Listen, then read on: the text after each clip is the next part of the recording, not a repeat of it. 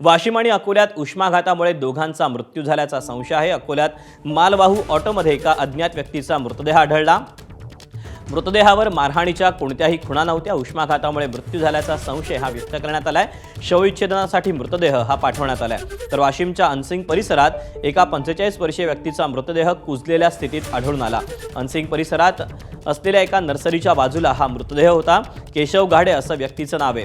त्यांचा उष्माघाताने मृत्यू झाल्याचा संशय व्यक्त केला जातोय। मृतदेह 4 ते 5 दिवस आधीचा असल्याचा देखील अंदाज आहे।